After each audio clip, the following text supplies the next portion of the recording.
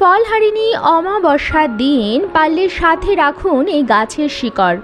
আপনার জীবনের সমস্ত বাধা বিপত্তি ও গৃহের সমস্ত বাস্তু দোষ দূর হবে। মা কালীর আশীর্বাদে আপনার পরিবার ভরে উঠবে সুখ, শান্তি ও সমৃদ্ধিতে। এক সপ্তাহের মধ্যে অর্থপ্রাপ্তির যোগও তৈরি হবে। নমস্কার বন্ধুরা, আমি সুচরিতা সবাইকে স্বাগত জানাচ্ছি কিপ গ্রুমিং চ্যানেলে। বন্ধুরা, আশা করছি ঈশ্বরের আশীর্বাদে প্রত্যেকেই ভালো আছেন এবং সুস্থ আছেন।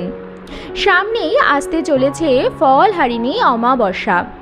জ্যৈষ্ঠ মাসের এই অমাবস্যা তিথিটি বছরের অন্যান্য অমাবস্যা তিথিগুলোর থেকে অনেক বেশি গুরুত্বপূর্ণ। বলে যে বছরের যে তিনটি অমাবস্যা সব থেকে গুরুত্বপূর্ণ তার মধ্যে একটি হচ্ছে ফলহারিণী অমাবস্যা। এই বিশেষ দিনে মা কালী তার ভক্তদের ডাকে অবশ্যই সাড়া দেন এবং তাদের কর্মফল হরণ করেন এবং তাদের কাঙ্ক্ষিত বা মোক্ষ ফল প্রদান করে থাকেন। তাই বন্ধুরা, এই বিশেষ দিনটিতে যদি আপনারা এই গাছের শিকড়টি নিজেদের সাথে রাখতে পারেন তাহলে জীবনের বাধা বিপত্তি তো দূর হবেই, মা কালীর আশীর্বাদে আপনাদের সকল মনস্কামনাও পূর্ণ হবে। কারণ ফলহারিণী অমাবস্যায় মা কালী উপাসকের ডাকে অবশ্যই সাড়া দেন এবং তাদের মনস্কামনা অবশ্যই পূরণ করেন। তাই আমার সকল দর্শক বন্ধুদের অনুরোধ করব যে আজকের এই ভিডিওটি একদমই স্কিপ না করে সম্পূর্ণ দেখবেন। দেখার পর যদি ভালো লাগে তাহলে অবশ্যই কিন্তু একটি লাইক করবেন, কমেন্টসে লিখবেন জয় মা কালীর জয় এবং বন্ধুরা অবশ্যই ভিডিওটি শেয়ার করবেন আপনাদের নিকট আত্মীয় স্বজন এবং বন্ধু বান্ধবদের সাথে।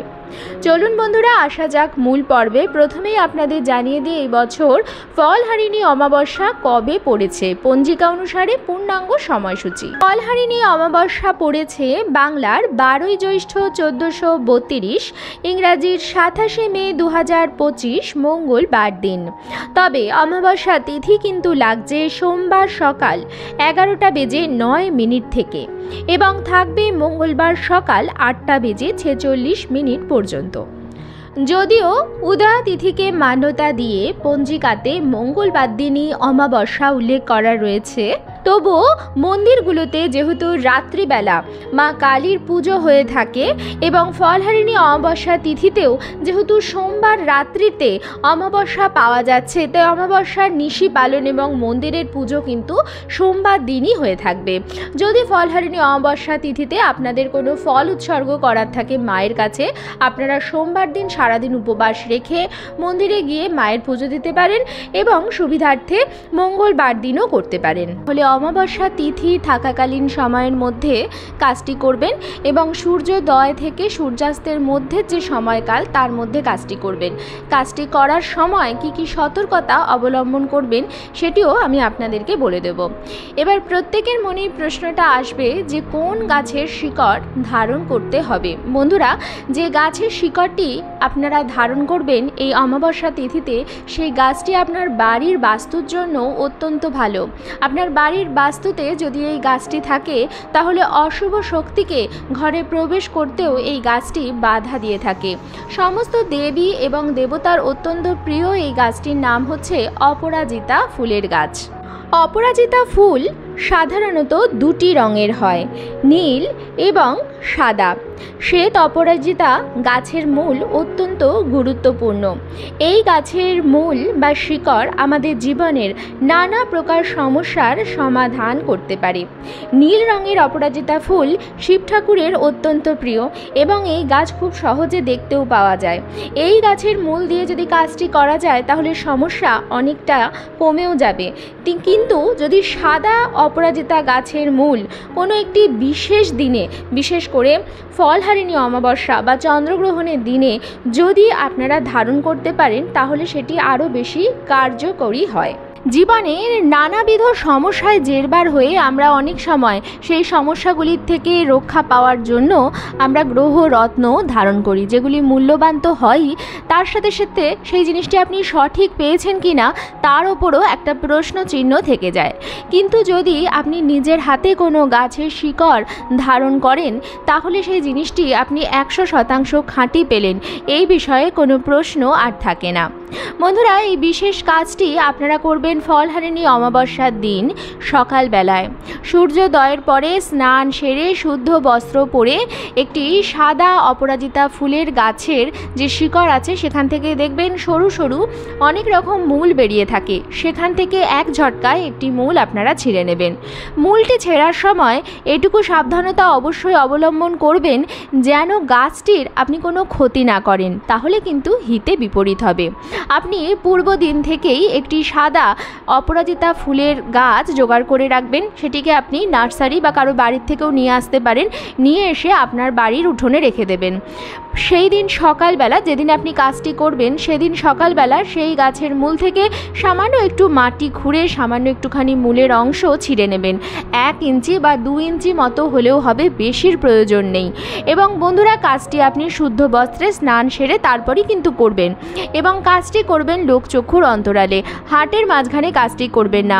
আপনি গাছের টবটি নিয়ে এসে ঘরে নিয়ে এসেও কাজটি করতে পারেন যাতে কেউ আপনাকে দেখতে না পায়। তারপর সেই মূলটি নিয়ে আপনি চলে যাবেন আপনার ঠাকুর ঘরে।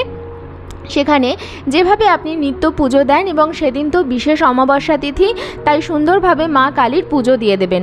মা কালীর লাল জবা অত্যন্ত পছন্দের, তাই মা কালীকে লাল জবা ফুলের মালা অর্পণ করা প্রত্যেক অমাবস্যা তিথিতে অত্যন্ত ভালো। মা কালীর চরণে লাল জবা ফুল এবং বেলপাতা অর্পণ করাও অত্যন্ত ভালো। আপনি সাধ্যমতো নৈবেদ্য সাজিয়ে দেবেন এবং এই ফলহারিণী অমাবস্যাতে জ্যৈষ্ঠ মাসের যে সমস্ত ফল পাওয়া যায় সেই সমস্ত ফল দিয়ে মা কালীর পুজো দেওয়া উচিত। এই দিনে মন্দিরে মা কালীকে ফলের মালাও পরানো হয় এবং নানা প্রকারের ফলাদি অর্পণ করা হয়, তাই আপনিও আপনার সাধ্যমতো ফল দিয়ে মাকে ভোগ দেবেন। জ্যৈষ্ঠ মাসের যা যা ফল পাওয়া যায় সেই সমস্ত ফল দিয়ে আপনি মায়ের পুজো এই ফলহারিণী অমাবস্যা তিথিতে দিয়ে দেবেন। যদি আপনার বাড়িতে মা কালীর কোনো বিগ্রহ না থাকে তাহলে সেক্ষেত্রে আপনি মন্দিরে এক ফল সাজিয়ে নিয়ে গিয়ে মায়ের চরণে সেই ফলগুলি অর্পণ করতে পারেন, এতেও কিন্তু মনস্কামনা পূর্ণ হয়। আচ্ছা, যেখানে আমরা ছিলাম যে মূলটি নিয়ে আমরা কি করব, সেই মূলটি প্রথমে আপনি পরিষ্কার জল দিয়ে ধুয়ে নেবেন, গঙ্গা জল দিয়ে শুদ্ধ করে একটু লাল চন্দন মাখিয়ে মা কালীর চরণের সামনে সেই মূলটি আপনি রেখে দেবেন।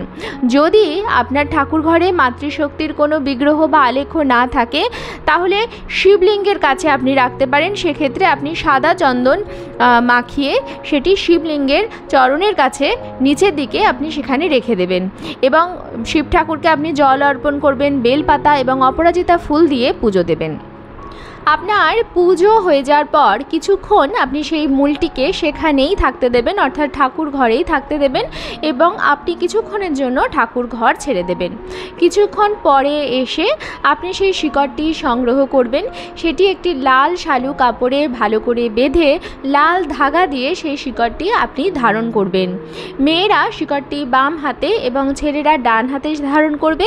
তাছাড়া এই শিকড়টি কোমরেও ধারণ করতে পারেন, গলাতেও ধারণ করতে পারেন। বন্ধুরা, যদি কোনো কারণে শিকড় ধারণ করার আপনার কোনো রকম অসুবিধা থাকে তাহলে সেক্ষেত্রে আমি বলবো যে এই শিকড়টি আপনি আপনার লকারে রাখতে পারেন বা আপনার বাড়ির ঠাকুর ঘরের একটি উত্তর পূর্ব যে দিক আছে বা কোণ আছে সেখানেও আপনি সেটি রেখে দিতে পারেন। যদি আপনার কোনো রকম অসুখ চলছে এবং আপনি শিকড়টি এই মুহূর্তে ধারণ করতে না পারেন তাহলে আপনি সেটি সেভাবেও রেখে দিতে পারেন। এবং এই জিনিসটি ধারণ করলে একটি সতর্কতা আপনাকে অবশ্যই মানতে হবে। প্রথম হচ্ছে, শিকড় পরা অবস্থায় বা ধারণ করা অবস্থায় আপনি কখনোই শ্মশানে কোনো মৃত ব্যক্তির বাড়িতে যাবেন না, সেখানে কোনো প্রকারের খাবার বা জল গ্রহণ করবেন না। দ্বিতীয় যে সতর্কতা সেটি হচ্ছে যে শিকড় যেদিন ধারণ করবেন এই বিশেষ তিথিটি এত পুণ্য একটি তিথি, এই দিন ভুল করেও আমিষ জাতীয় জিনিস আপনার বাড়িতে ঢোকাবেন না, আপনি বাইরেও খাবেন না বা বাড়িতেও রান্না করবেন না বা খাবেন না। আর তৃতীয় যে জিনিসটি হচ্ছে সেটি সবথেকে বেশি গুরুত্বপূর্ণ, সেটি হচ্ছে যে যখন আপনারা এই কাজটি করছেন সেই কাজের কথা আপনি আপনার পরম মিত্রকেও বলবেন না। বন্ধুরা, শিকড় সর্বদা গোপনে ধারণ করতে হয়। খুব জোর আপনার বাড়ি বাড়ির যারা সদস্য তারা জানতে পারে, আপনার স্বামী বা আপনার স্ত্রী, আপনার বাবা মা বা ছেলে মেয়ে জানতে পারে, কিন্তু তার বাইরে আপনার বাইরের কাউকে এই কথা বলার কোনো রকম প্রয়োজন নেই। এর ফলে শিকড়ের কার্যকারিতা খারাপ হয়ে যায়, কারণ মানুষ বেশিরভাগ ক্ষেত্রেই মানুষের ভালো চায় না।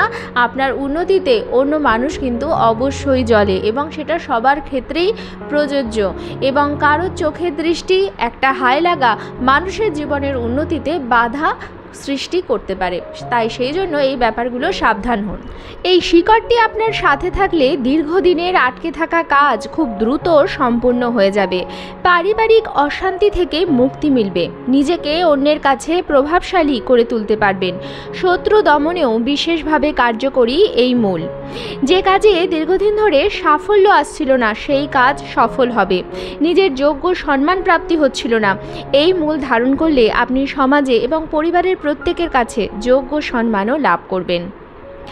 তাই বন্ধুরা, এই গাছের শিকড়টি অবশ্যই ধারণ করুন এবং সঠিক নিয়মবিধি মেনে সেটিকে রাখুন, অবশ্যই সেটি ফল দান করবে আপনাকে। আজকের পর্বটি আমি এখানেই শেষ করছি। আশা করছি আজকের ভিডিওটি আপনাদের ভালো লাগলো এবং একটু হলেও উপকারে লাগলো। ভিডিওটি ভালো লাগলে অবশ্যই কিন্তু লাইক, কমেন্টস এবং শেয়ার করবেন বন্ধুরা। আর যদি চ্যানেলে নতুন হন তাহলে অবশ্যই চ্যানেলটিকে সাবস্ক্রাইব করে আমার সাথে থাকবেন। দেখা হবে কিপ গ্রুমিংয়ের নতুন আরও একটি পর্ব নিয়ে। সবাই খুব ভালো থাকবেন, সুস্থ থাকবেন।